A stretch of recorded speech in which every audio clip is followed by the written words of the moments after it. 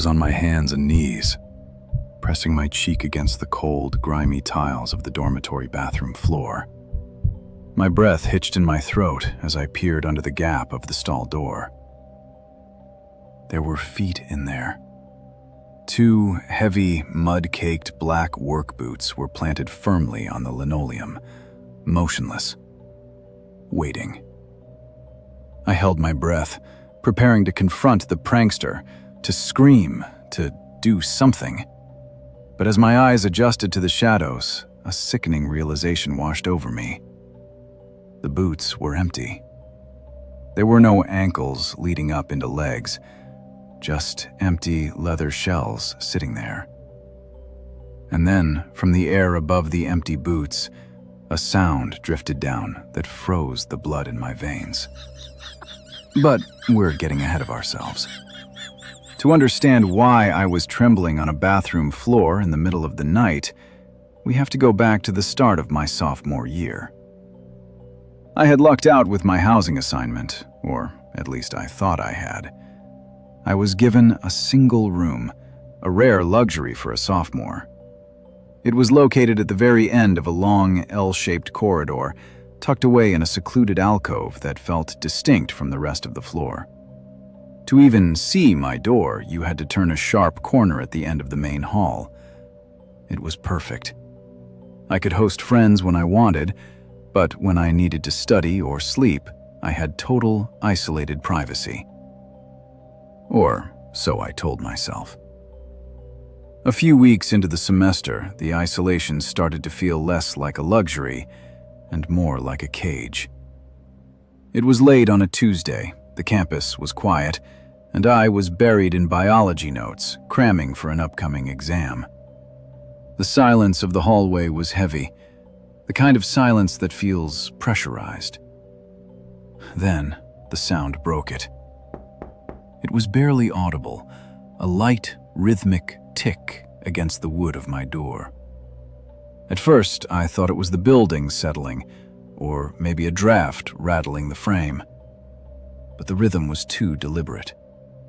I called out, telling whoever it was to come in. The door remained shut. The tapping stopped.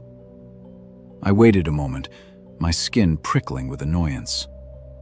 I got up, crossed the small room, and yanked the door open. The small corridor was empty. I walked to the corner, peering down the long main hallway. Nothing but fluorescent lights and closed doors. I assumed it was someone from the floor playing a game. I left my door slightly ajar and went back to my desk, daring them to try again. They didn't. The next night, the game changed. I had just turned off my lamp, plunging the room into darkness, ready for sleep. My head had barely hit the pillow when the noise returned. This wasn't a tap. This was a demand. The wood of the door groaned under the force of the blows. It was angry, urgent. I sat bolt upright, heart hammering against my ribs. I shouted, asking who was there. Immediate silence. No giggling, no running footsteps, just a sudden, vacuum-like quiet. I scrambled out of bed, adrenaline flooding my system, and threw the door open within seconds. Again, my private alcove was empty. I sprinted the 10 feet to the corner and looked down the main hall. Empty. It was impossible. Unless they were incredibly fast, I should have seen a door closing or a figure retreating. The third night, the escalation reached its breaking point. I had been asleep for 3 hours when the pounding woke me. It was deafening, shaking the frame of the door. I lay there in the dark, paralyzed. Do I open it? Do I call campus security? The anger overtook the fear. I needed to catch them. I leaped from my bed, unlocked the door, and tore it open. Nothing. But this time, I didn't hesitate. I launched myself down my short hallway and whipped around the corner into the main corridor. Just as I did, I saw movement. At the far end of the hall, near the stairwell, a figure was just slipping out of sight. I couldn't make out details, just the dark shape of a back disappearing around the bend. I ran. I sprinted down the hallway, my socks sliding on the polished floor. I rounded the corner where I had seen the figure, my momentum carrying me forward. The hallway ended in a dead end, except for one door: the communal bathroom. The door was just clicking shut as I arrived. I didn't stop to think. I shoved the bathroom door open with both hands, ready for a confrontation. The room was pitch black. I slapped the light switch, blinking as the harsh fluorescent tubes flickered to life. The room was empty. No one by the sinks, no one by the showers. My eyes darted to the 2 toilet stalls at the end of the room. Both doors were closed. I walked forward slowly, the only sound being my own ragged breathing. I had them cornered. There was nowhere else to go. I decided to check for feet before bursting in. I lowered myself to the floor, placing my hands on the cold tiles. That brings us back to the boots. I saw them under the left stall. Heavy, black, muddy. I stood up, my hand shaking as I reached for the stall door. I took a deep breath and pushed. The door swung open. The boots were there, sitting neatly in the center of the stall. But there was no one standing in them. They were empty. Just distinct, muddy objects placed perfectly on the floor. The sound didn't come from the stall. It seemed to come from the walls themselves. It wasn't the prankish laugh of a college student. It was the dry, crackling cackle of an old man, something senile and broken. My courage evaporated instantly. I didn't investigate further. I didn't touch the boots. I turned and fled, sprinting back to my room and locking the deadbolt. I spent the rest of the night shivering in bed, texting every friend I had, but no one was awake. The knocking happened one last time that night, lasting for 30 seconds, before stopping forever. The next day, I asked everyone on the floor. No one had heard the knocking. No one owned those boots. The isolation of my room, the thing I had cherished, meant that no one else had been close enough to hear my tormentor.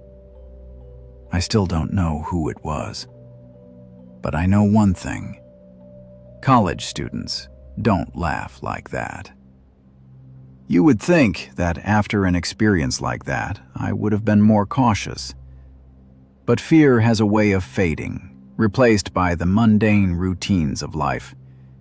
And if I'm being honest, the signs of danger were there even earlier, back in my freshman year at the University of Iowa. Naivety is a dangerous thing, especially when you pair it with the pressure to fit in. It was the first week of school. The air was thick with humidity and the desperate energy of thousands of teenagers trying to reinvent themselves. My roommate was obsessed with Greek life. He was dead set on rushing a fraternity, terrified that if he went to the parties alone, he'd look like a loser. He needed a wingman. I had zero interest in joining a frat, but I wanted to be a good roommate. I agreed to tag along. Thursday night, he dragged us to a house far off campus. It wasn't on the grandiose frat row with the mansions and manicured lawns. This was downtown, in a slummier, grittier part of the city. We pulled up to a corner house that looked like it should have been condemned years ago. Paint was peeling, windows were boarded up, and cars were parked haphazardly on the dead grass. The bass from inside rattled the siding of the house. It didn't look like a party. It looked like a trap. We knocked, and the door was yanked open by a guy who looked nothing like a college student. He was short, heavy-set, wearing a white t-shirt stained yellow at the armpits and across the belly. He didn't smile. He just gestured with a red plastic cup for us to enter. The inside was suffocating. The air was hot, smelling of stale beer and unwashed bodies. There must have been 50 guys crammed into a dimly lit living room. I scanned the crowd. Maybe 2 girls in the entire place, looking uncomfortable in the corner. This wasn't a mixer. It was a holding pen. I tried to be polite. I spent 20 minutes nodding along to the slurred ramblings of an overweight guy with glazed eyes, while my roommate worked the room. The vibes were wrong. Predatory. Every time I tried to signal my roommate to leave, a group of guys by the door would shift, effectively blocking the exit. I drank the cheap, warm beer they handed me just to have something to do with my hands. I was 5 cups deep, feeling nothing but a bloated heaviness, when another guy approached me. He was large, looming over me, and held a small, clear glass vial in his hand. "Here," he grunted, a smirk twisting his face. "That'll get you where you need to go." I laughed nervously, trying to wave it off. "I'm good, man. Thanks." He didn't move. He just stared at me, the smirk vanishing. The pressure in the room seemed to spike. It wasn't an offer.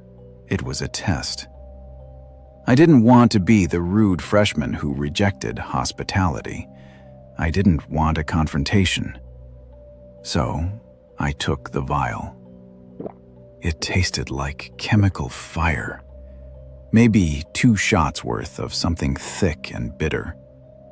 The guy watched me swallow every drop, then immediately launched into a conversation, stepping closer, invading my personal space. I tried to back away to find my roommate, but he kept maneuvering himself to keep me pinned. Then, the edges of my vision began to blur. The room didn't spin, it darkened. The heat became unbearable. My knees felt like water. I remember reaching out for a wall that wasn't there, and then nothing. I woke up in silence. Well, not total silence. The music was still there, but it was distant, muffled by floors and walls. I was lying on a bed in a room I didn't recognize. It was pitch black, the only light bleeding in from the crack under the door. I sat up, my head swimming. This wasn't the living room. I was upstairs. My eyes adjusted to the gloom. I could make out the shapes of unfamiliar furniture, a desk, a dresser, and a closet door slightly ajar, just a few feet from the bed.